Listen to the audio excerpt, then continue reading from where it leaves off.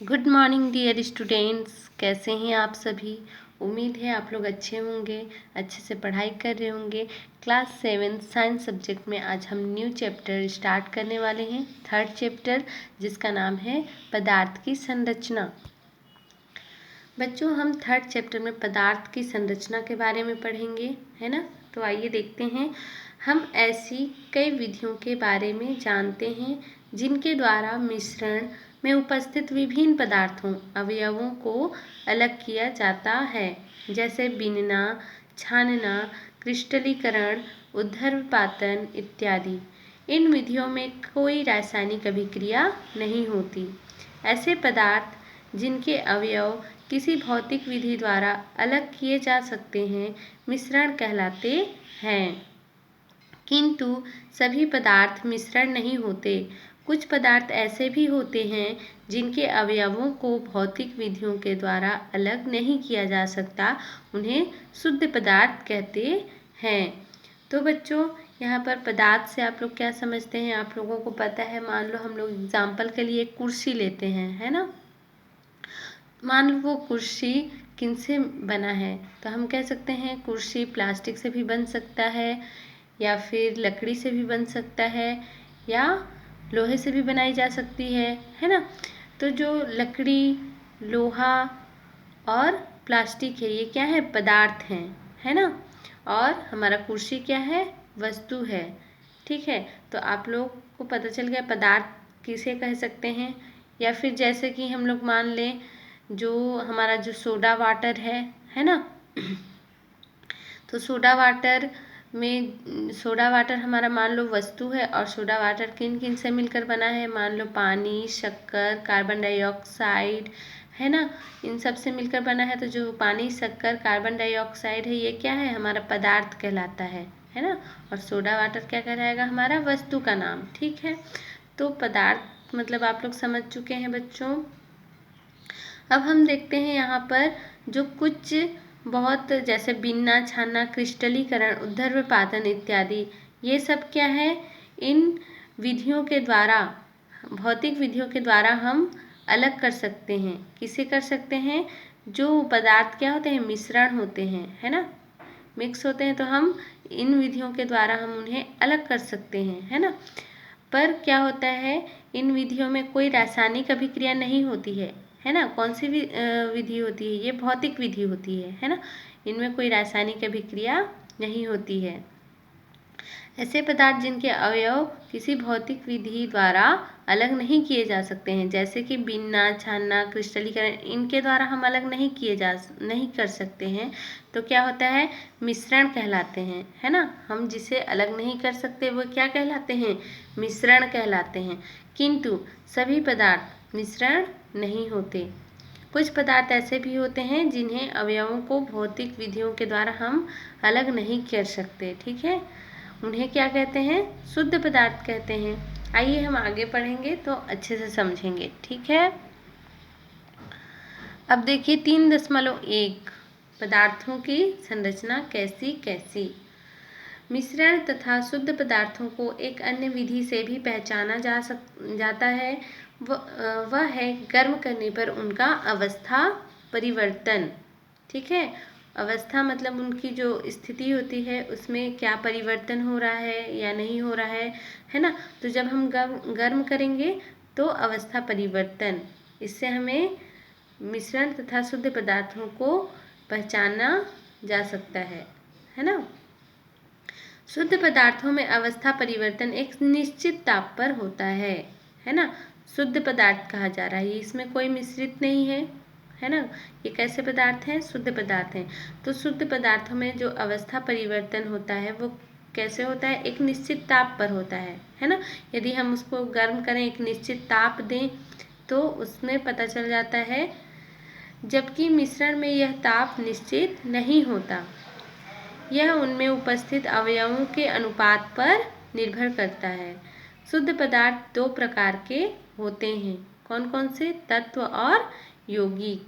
ठीक है, तो बच्चों यहाँ पर क्या है ना, जो हमारा मिश्रण है ना, मिश्रण हमेशा क्या होता है, ताप, मिश्रण का जो ताप है वो निश्चित नहीं होता है है ना। क्या होता है, मिश्रण या अवयव वो क्या होते हैं, उनमें जो उपस्थित अवयव होते हैं, है ना, अवयव या फिर आप लोग पदार्थ बोल सकते हैं, तो उनके पदार्थ या फिर अवयव अनुपात पर निर्भर करते हैं, ठीक है। और शुद्ध पदार्थ कितने प्रकार के होते हैं, 2 प्रकार के होते हैं, है ना, तत्व और यौगिक। तत्व से सब परिचित हैं, है ना, कि तत्व किसे कहते हैं। जैसे हमारे बहुत सारे ऑक्सीजन, नाइट्रोजन, जितने भी हमारे धातु हैं, ये सब क्या हैं, तत्व हैं। और हमारा यौगिक, तो यौगिक किसे कहते हैं, है ना। तो ये मिश्रण से कैसे भिन्न है, आइए एक क्रियाकलाप द्वारा समझें। तो यौगिक किसे कहते हैं हम आगे देखेंगे, ठीक है। और ये मिश्रण से कैसे भिन्न है, कैसे वो अलग हैं, आइए एक क्रियाकलाप द्वारा हम समझेंगे। तो क्रियाकलाप 1, आवश्यक सामग्री लेंगे हम, ठीक है। आवश्यक सामग्री में क्या क्या लेंगे, बीकर लेंगे, नीला थोथा लेंगे, लोहे के आलपिन तथा पानी। तो आप लोगों ने बीकर, हाँ आप लोग सब देख चुके हैं, है ना। और नीला थोथा जो नहीं देखे हैं उनको जब हमारे स्कूल आप लोग आने लगेंगे, है ना, तो आप लोगों को दिखा दिया जाएगा बीकर कैसा दिखाई देता है। और जो हमारा नीला थोथा है वो क्या है, नीला थोथा को हम कॉपर सल्फेट कहते हैं, है ना। और लोहे के आलपिन से सब परिचित हैं, तथा पानी, इतना हम आवश्यक सामग्री में लेंगे। बच्चों यहाँ पर आप लोग देख सकते हैं बीकर का आकार इस प्रकार से होता है, ये कांच का होता है ना। ये हमारा बीकर है। और आप लोग का जो नीला थोथा है ये क्या है, कॉपर सल्फेट, इसी को हम क्या बोलते हैं, नीला थोथा, CuSO4, कॉपर सल्फेट, ठीक है।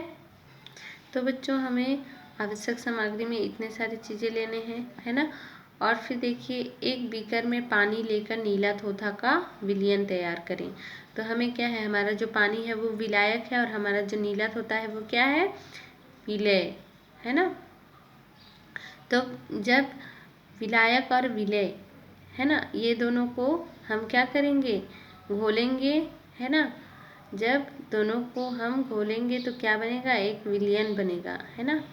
तो हमें क्या करना है, पानी और नीला थोथा का विलयन बनाना है ना, विलयन तैयार करना है। इस विलयन में लोहे की 4-5 आलपीने डाल दें, है ना। जो हम नीला थोथा का विलयन बनाए हैं पानी से मिलाकर, तो उसमें हमें क्या करना है, 4 से 5 आलपीने को डाल देना है, ये लोहे की आलपीन होंगी, है ना।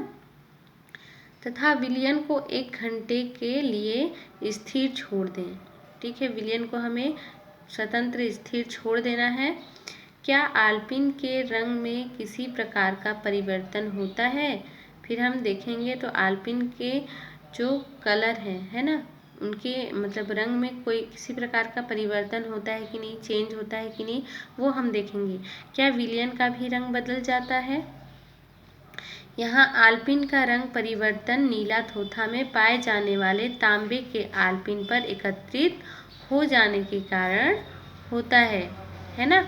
यहाँ क्या हो रहा है, जो हमारे बीकर में जो आलपीन थे, है ना, उनमें जितने भी नीले थोथा के कारण क्या होता है, उन आलपीनों में नीला थोथा में पाए जाने वाले जो तांबे के आलपीन पर एकत्रित हो जाने के कारण होता है ना। इस तांबे को नीला थोथा से हम भौतिक विधि द्वारा अलग नहीं कर सकते थे, ठीक है। जो क्या है, इस तांबे को, है ना, नीला थोथा से हम भौतिक विधि द्वारा अलग नहीं कर सकते थे। तो नीला थोथा के विलयन में लोहा डालकर तांबा एक निश्चित मात्रा में ही प्राप्त किया जा सकता है ना। नीला थोथा में हम क्या डालें, लोहे वाले आलपीन डालें, ताकि हमें क्या प्राप्त हो, तांबा, है ना।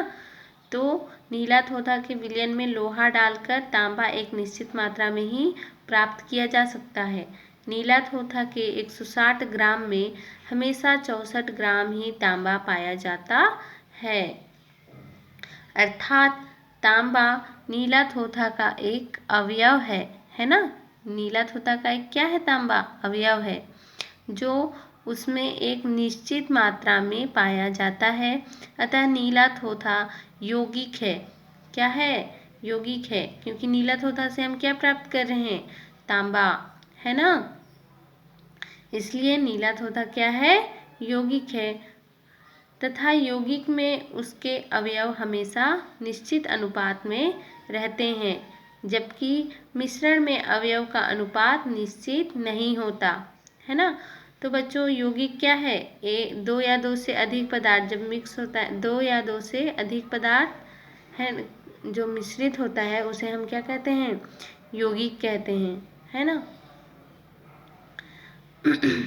आइए देखते हैं, दैनिक जीवन में उपयोग किए जाने वाले यौगिक पानी, नमक, शक्कर इत्यादि है, जबकि मिश्रण के विभिन्न प्रकार एवं उदाहरण सारणी 3.1 में दिए गए हैं। ठीक है, तो हम यहाँ पर देखेंगे सारणी दिया हुआ है हमारा, सारणी 3.1 मिश्रण के प्रकार। ठीक है, जैसे गैस में गैस मिश्रित होता है, द्रव में गैस मिश्रण होता है, द्रव में द्रव, द्रव में ठोस, ठोस में ठोस और गैस में ठोस। तो उदाहरण के तौर पे हम देख सकते हैं, गैस में गैस क्या, वायु। ठीक है, आप लोग को पता है कि वायु हमारा क्या है, मिश्रण है, क्योंकि वायु में बहुत सारे तत्व मिश्रित होते हैं। जैसे कि आप लोग नाइट्रोजन ले सकते हैं, जो हमारा नाइट्रोजन है 78%, ऑक्सीजन है ना 21%, आर्गन, कार्बन डाइऑक्साइड है ना, इस प्रकार से बहुत सारे तत्व क्या होते हैं, मिश्रित होते हैं हमारे वायु में। इसलिए गैस में गैस। और बच्चों यहाँ द्रव में गैस, ये हम देख सकते हैं, जैसे हमारा द्रव क्या है, पानी है ना। और कार्बन डाइऑक्साइड क्या है हमारा, गैस है ना। हमारा जो पानी में कार्बन डाइऑक्साइड है वो हमारा गैस है। जैसे कि आप लोग जानते हैं बच्चों, जो हमारा सोडा वाटर है ये किन से मिलकर बना होता है, पानी भी होता है इसमें, है ना, शक्कर, नमक, कार्बन डाइऑक्साइड मिक्स होकर हमारा सोडा वाटर बनता है। तो पानी हमारा इसमें क्या हो गया, द्रव हो गया, और कार्बन डाइऑक्साइड क्या हो गया, गैस हो गया, है ना।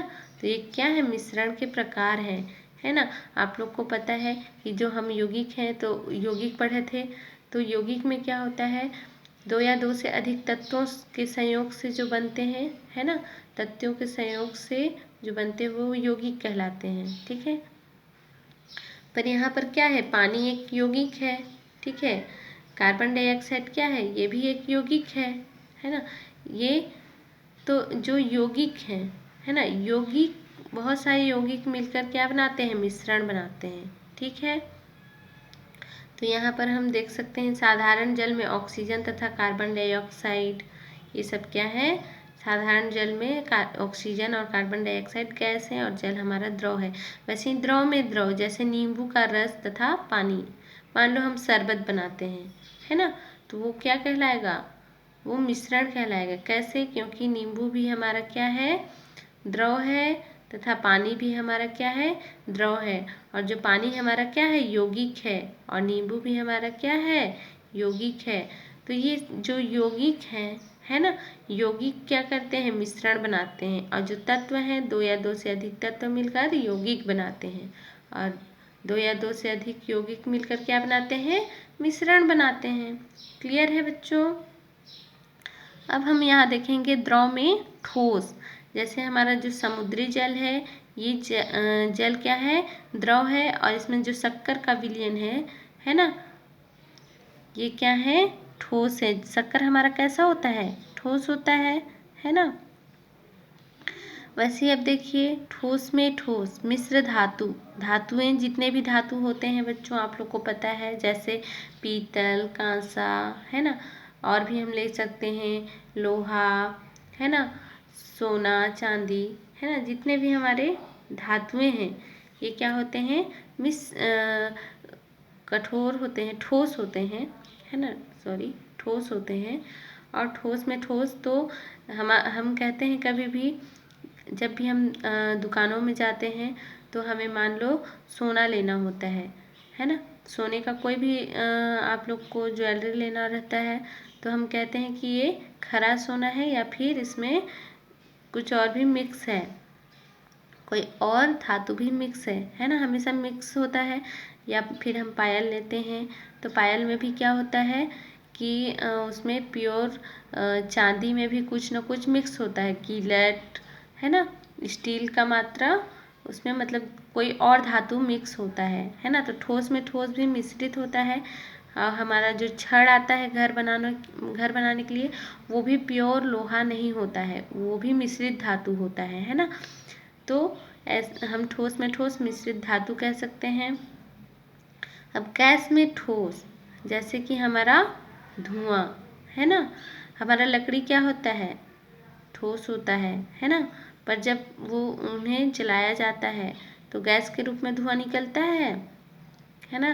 तो इस प्रकार से ये मिश्रण के प्रकार हैं, है ना, और ये उनके क्या हैं, उदाहरण हैं। अब देखते हैं बच्चों, दूसरे प्रकार के शुद्ध पदार्थ वे हैं जिसमें एक ही अवयव पाया जाता है ना। दूसरे प्रकार के यदि हम शुद्ध पदार्थ देखें, है ना, शुद्ध पदार्थ वे होते हैं जिनमें एक ही अवयव पाया जाता है। ये क्या कहलाते हैं बच्चों, तत्व कहलाते हैं, है ना। आप लोग को मिश्रण के बारे में पता चल गया, यौगिक के बारे में पता चल गया। अब क्या है, हमारा जो तत्व है, तत्व के बारे में भी अब जान गए, है ना, कि तत्व कौन से कहलाते हैं, कौन कहलाते हैं। जिनमें एक ही अवयव पाया जाता है उन्हें हम क्या कहते हैं, तत्व कहते हैं। क्रियाकलाप 1 में नीला थोथा से प्राप्त किया गया पदार्थ तांबा एक क्या है, तत्व है ना। हम नीला तोता से क्या प्राप्त किए थे, तांबा प्राप्त किए थे, ठीक है। तो तांबा हमारा क्या कहलाएगा, तत्व कहलाएगा। और अधिक अवयव किसी भी भौतिक या रासायनिक विधि द्वारा प्राप्त नहीं किए जा सकते, ठीक है। और अधिक अवयव, ठीक है, और अधिक अवयव किसी भी भौतिक या फिर रासायनिक विधि द्वारा प्राप्त नहीं किए जा सकते। कुछ अन्य तत्व हैं जैसे सोना, लोहा, चांदी, ऑक्सीजन, नाइट्रोजन इत्यादि, ये हमारे क्या हैं, सारे तत्व हैं, है ना। लोहा, सोना हमारा तत्व है। अब सोना को हम रासायनिक या भौतिक विधि द्वारा इसमें और हम अलग कर सकते हैं क्या, क्योंकि ये तो एक ही तत्व है, तो इसको हम कैसे अलग करेंगे। लोहा भी एक ही तत्व है ना, ये मिश्रित धातु तो नहीं है ना, ये तो एक ही तत्व है। चांदी भी हमारा एक तत्व है, तो हम इन्हें भौतिक या रासायनिक विधि द्वारा अलग नहीं कर सकते, ठीक है। और ये सारे हमारे तत्व कहलाते हैं। अब देखिए, अब तक 118 से अधिक तत्व ज्ञात हो चुके हैं। इनमें से 92 तत्व प्रकृति में पाए जाते हैं तथा शेष वैज्ञानिकों द्वारा प्रयोगशाला में संश्लेषित किए गए हैं। प्रत्येक तत्व के अपने विशेष गुण होते हैं, है ना बच्चों। अब क्या है कि जो हमारा 118 है ना, हमारे पीरियोडिक टेबल में कितने तत्व पाए जाते हैं, 118 तत्व पाए जाते हैं। इनमें से क्या होते हैं, 92 तत्व प्रकृति में पाए जाते हैं, है ना, तथा शेष वैज्ञानिकों द्वारा प्रयोगशाला में संश्लेषित किए गए हैं। और आप लोग को प्रकृति मतलब पता है, पहले से ही मौजूद है। हमारे जो 92 तत्व हैं प्रकृति में पहले से मौजूद हैं, उन्हें मानव द्वारा नहीं बनाया गया है। पर जो 92 के अलावा जितने और तत्व हैं उसको क्या किया गया है, वैज्ञानिकों के द्वारा प्रयोगशाला में संश्लेषित किए गए हैं, ठीक है, मतलब बनाए गए हैं। प्रत्येक तत्व के अपने विशेष गुण होते हैं। ये गुण तत्व की पहचान करने में सहायक होते हैं, है ना। अब आप लोग को पता होगा विशेष गुण, मान लो वो उनका कलर अलग होगा, वे ठोस होंगे या फिर भुरभुरे होंगे या फिर मुलायम होंगे, या उनके कलर में चेंजेस होंगे, अलग अलग कलर के होंगे। तो इस प्रकार से वो उनके जो गुण हैं, है ना, उससे वो भिन्न होते हैं, अलग होते हैं। और उनके गुणों से हम तत्व की पहचान भी करने में हमें सहायता मिलती है, ठीक है। तत्व तीनों अवस्थाओं में पाए जाते हैं, है ना। सारणी 3.2 में सामान्यतः ताप पर ठोस, द्रव एवं गैसीय अवस्था में पाए जाने वाले तत्वों के कुछ और उदाहरण लिखकर पूरा करें। तो देखिए बच्चों, इनके जो विशेष गुण हैं, तो बच्चों हम यहाँ सामान्य ताप पर ठोस, द्रव एवं गैसीय अवस्था, है ना, ये जो अवस्थाएं हैं ये क्या है, उनके गुण हैं, है ना। जैसे कि अलग अलग गुण के होते हैं, कोई ठोस होते हैं, कोई द्रव रूप में पाए जाते हैं और कोई गैसीय रूप में। ठीक है, तो यहाँ पर सारणी 3.2 में हम देख सकते हैं ठोस तत्व, है ना, कि ठोस तत्व कौन कौन से हैं। तो सोना हो गया हमारा, चांदी हो गया, वैसे ही आप लोग यहाँ लोहा और भी धातुओं का नाम लिख सकते हैं, है ना, एल्युमिनियम लिख सकते हैं। अब यहाँ पर देखिए जो ठोस तत्व हैं उन्हें सिर्फ लिखना है, ठीक है यहाँ पर। और जो हमारा द्रव तत्व है वो क्या है, ब्रोमीन, पारा, है ना, ये सब क्या है, द्रव के रूप में होते हैं। जैसे हमारा पानी होता है, जल होता है ना, वैसे ये पारा और ब्रोमीन भी द्रव के रूप में होते हैं। ठीक है, क्या होता है, आप लोग देखें हो थर्मामीटर, है ना, जो हम कहते हैं ना ज्वर तापमापी थर्मामीटर, उसमें जो हमारा पारा होता है वो किस रूप में होता है, द्रव के रूप में होता है ना, आप लोग देख सकते हैं। और यहाँ पर देखिए गैसीय तत्व जो हाइड्रोजन है, नाइट्रोजन है, आप लोग इसे देख सकते हैं। नाइट्रोजन को जैसे कि ये गैस को, नाइट्रोजन का यूज हम, जैसे आप लोग बच्चों देख सकते हैं कुरकुरे का पैकेट, मिक्सचर का पैकेट या फिर लेस का पैकेट, है ना, तो वो सब सारी चीज़ों में क्या नाइट्रोजन गैस भरा हुआ होता है ना, गैसीय रूप में। जो ये तत्व हैं गैसीय रूप में भरे होते हैं। हाइड्रोजन हो गया, वैसे ही हमारे प्रकृति में बहुत सारे तत्व मौजूद हैं, जैसे कि oxygen, nitrogen, argon, carbon dioxide, है ना, सॉरी कार्बन डाइऑक्साइड तो हमारे किस में आ जाएंगे, यौगिक में। तो हमारा जो ऑक्सीजन है वो आ सकता है ना, हमारे तत्व के रूप में, वो गैसीय रूप में रहते हैं, है ना। उसी प्रकार और भी गैस जो गैसीय रूप में रहते हैं उन तत्वों को हम यहाँ लिख सकते हैं, और यहाँ पर ठोस तत्व को लिख सकते हैं। वैसे द्रव तत्व और भी हैं, अगर आप लोग पहचान सकते हैं उनसे लिख सकते हैं। अब देखिए बच्चों, तत्वों को कुछ गुणों के आधार पर धातु एवं अधातु में भी वर्गीकृत किया गया है ना। जो कोई क्या होते हैं, कुछ धातु अधातु होते हैं, है ना। जैसे देखिए धातुएं ऊष्मा तथा विद्युत के सुचालक होती हैं, ठीक है। धातुएं क्या होते हैं, ऊष्मा और विद्युत के सुचालक होते हैं, ठीक है। इनमें विशेष प्रकार की चमक पाई जाती है। ये प्रायः ठोस होती हैं, जैसे सोना, चांदी, लोहा, किंतु पारा एक ऐसी धातु है जो सामान्य ताप पर द्रव रूप में पाई जाती हैं। अधातुएं सामान्य ताप पर तीनों अवस्थाओं में पाई जाती हैं, ठोस, गंधक के रूप में, है ना, ब्रोमीन द्रव के रूप में, और गैस हाइड्रोजन, ऑक्सीजन इत्यादि ये क्या है, विद्युत के कुचालक होती हैं। तो यहाँ पर आप गंधक सल्फर होता है, ठीक है। गंधक हमारा क्या होता है, सल्फर को ही हम क्या कहते हैं, गंधक कहते हैं। एस क्या है, सल्फर का संकेत है, ठीक है। ब्रोमीन, है ना, और हाइड्रोजन, ऑक्सीजन ये सारे क्या हैं, अधातु हैं, ठीक है, अधातु हैं, और ये क्या है, विद्युत के कुचालक होती हैं, ठीक है। और हमारे जो धातु हैं वे क्या होते हैं, विद्युत के सुचालक होते हैं, क्योंकि उनमें ऊष्मा का प्रवाह होता है, विद्युत का प्रवाह हो सकता है। जैसे कि हमारा सोना, चांदी, लोहा, है ना, इन सभी में क्या होता है, विद्युत प्रवाह होता है। अब देखिए धातु और अधातु आप लोग समझ चुके होंगे। अब देखिए दो या दो से अधिक तत्वों के संयोग रासायनिक क्रिया से यौगिक बनते हैं, है ना। दो या दो से अधिक तत्वों के संयोग रासायनिक क्रिया से क्या बनते हैं, यौगिक बनते हैं, जो हाइड्रोजन और ऑक्सीजन के संयोग से पानी तथा कार्बन व ऑक्सीजन के संयोग से कार्बन डाइऑक्साइड बनती है। यदि हम हाइड्रोजन तथा ऑक्सीजन गैसों को मिलाकर रख दें तो पानी नहीं बनता। पानी तभी बनता है जब उनके बीच क्या होती है, रासायनिक क्रिया होती है ना। रासायनिक क्रिया होती है तभी क्या बनता है, हमारा पानी बनता है। जैसे आप लोग एग्जाम्पल के लिए H2O ये क्या है, हमारा जल है ना। ये हमारा क्या है, पानी है। तो हाइड्रोजन के 2 परमाणु और ऑक्सीजन के 1 परमाणु, है ना, 1 परमाणु होता है पर हम 1 नहीं लिखते हैं, ये अंडरस्टूड होता है ना।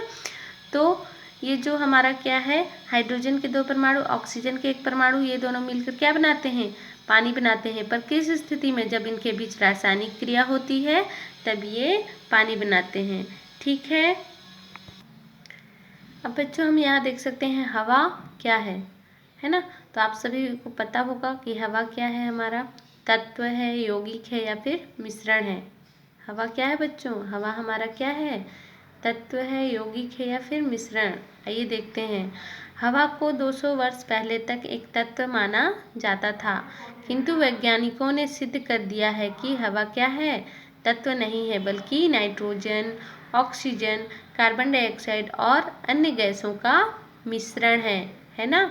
ये सारे जितने भी गैसें हैं यह हमारे प्रकृति में पाए जाते हैं, है ना, हमारे वायुमंडल में पाए जाते हैं। तो ये क्या है, मिश्रण है। इन्हें हम तत्व या फिर यौगिक नहीं कह सकते, क्या कहेंगे, मिश्रण कहेंगे, क्योंकि सारी हवा को हम मिश्रण कहेंगे। इसे कहेंगे, हवा को हम मिश्रण कहेंगे। ठीक है। अब देखिए, तत्व एवं यौगिक को कणों के आधार पर भी वर्गीकृत किया जा सकता है। आइए इसे समझें। तत्व एवं यौगिक को किसके आधार पर, कणों के आधार पर हम वर्गीकृत करेंगे। वर्गीकृत करना मतलब अलग अलग बांट देना, है ना, अलग अलग बांटना, अलग अलग करना। ठीक है। सभी पदार्थ कणों से मिलकर बने होते हैं। अलग अलग पदार्थों के कण अलग अलग प्रकार के होते हैं। जैसे पानी में उपस्थित सभी कणों के समस्त गुण एक जैसे होंगे, किंतु पानी के कण एवं लोहे के कण के गुण एक दूसरे से बिल्कुल भिन्न होते हैं, है ना। यहाँ पर क्या है, कण तो एक समान है पर उनके जो गुण हैं वो भिन्न होते हैं, मतलब अलग होते हैं। किनके, पानी और लोहे के, है ना। जैसे आप लोग यहाँ देख सकते हैं, यह कण इतने छोटे होते हैं कि अच्छे सूक्ष्मदर्शी से भी इन्हें नहीं देखा जा सकता। जो हमारे पानी, लोहे में जो कण होते हैं वो इतने सूक्ष्म, मतलब इतने छोटे होते हैं कि इन्हें सूक्ष्मदर्शी से भी नहीं देखा जा सकता। यहाँ पर सूक्ष्मदर्शी से आप लोग परिचित हैं, सूक्ष्मदर्शी आप लोग देख चुके हैं, है ना। सूक्ष्मदर्शी से सूक्ष्म चीज़ों को हम देखते हैं। ठीक है। जो बहुत छोटे होते हैं उन्हें हम देख सकते हैं, सूक्ष्म जीवों को देख सकते हैं, कोई भी वस्तु हो, है ना, हम उन्हें छोटे से छोटे वस्तुओं को सूक्ष्मदर्शी द्वारा देख सकते हैं। पर क्या होता है, जो कण होते हैं पानी के और पानी में उपस्थित जो कण होते हैं, लोहे में उपस्थित जो कण होते हैं वो इतने छोटे होते हैं कि इन्हें हम सूक्ष्मदर्शी से भी आसानी से नहीं देखा जा सकता, है ना। नमक का एक क्रिस्टल एक ही प्रकार के अरबों कणों से मिलकर बना होता है। आप लोग नमक का क्रिस्टल देख चुके होंगे, है ना। वो क्या होता है, अरबों कणों से मिलकर बना होता है। पदार्थों के यह कण अणु कहलाते हैं। क्या कहलाते हैं, अणु कहलाते हैं। अणु एक परमाणु या एक से अधिक परमाणुओं से मिलकर बनते हैं, है ना। यहाँ पर आप लोग H2O देख सकते हैं। तो ये क्या है, यदि हम अलग अलग करें तो ये क्या है, तत्व है ना। तो जो हाइड्रोजन हमारे 2 तत्व हैं, है ना, H+H कितने हो गए, 2 हो गए, 2 हाइड्रोजन हो गए। तो ये हमारा एक परमाणु हाइड्रोजन का और एक परमाणु हाइड्रोजन का, कितने परमाणु हो गए, 2 परमाणु हो गए। हाइड्रोजन के 2 परमाणु और हमारे ऑक्सीजन के 1 परमाणु, ये दोनों मिलकर H2O बनाते हैं, है ना। तो ये हमारा क्या कहलाएगा, अणु कहलाएगा। ठीक है। तो यहाँ पर आप लोग समझ चुके कि परमाणुओं से मिलकर बनते हैं, क्या बनते हैं, अणु बनते हैं। तो ये जो अणु है, ये जो हमारा जल है इसे हम अणु कहेंगे, क्योंकि ये ऑक्सीजन का 1 परमाणु और हाइड्रोजन के 2 परमाणुओं से मिलकर बना है। अब देखिए बच्चों, यहाँ पर होमवर्क है आप लोगों का, है ना। ये होमवर्क आप लोगों को करना है, मिश्रण एवं यौगिक और तत्व एवं यौगिक में अंतर स्पष्ट करना है कि मिश्रण और यौगिक में अंतर स्पष्ट कीजिए, तत्व और यौगिक में अंतर स्पष्ट करना है। ये आप लोगों का होमवर्क है। होमवर्क करके आप लोग मेरे व्हाट्सएप नंबर पर सेंड कर देंगे समय पर। ठीक है। किसी भी तत्व में एक ही प्रकार के परमाणु होते हैं। जैसे ऑक्सीजन में 2 परमाणु आपस में मिलकर एक अणु बनाते हैं। प्रत्येक अणु का एक निश्चित द्रव्यमान होता है, उसे उसका आणविक द्रव्यमान कहते हैं। तो बच्चों, हम नेक्स्ट वीडियो में यहाँ से आगे पढ़ेंगे, है ना। आप लोग अणु और परमाणु अच्छी तरह से समझ चुके होंगे। मुझे उम्मीद है कि आप लोग अच्छे से समझ चुके होंगे।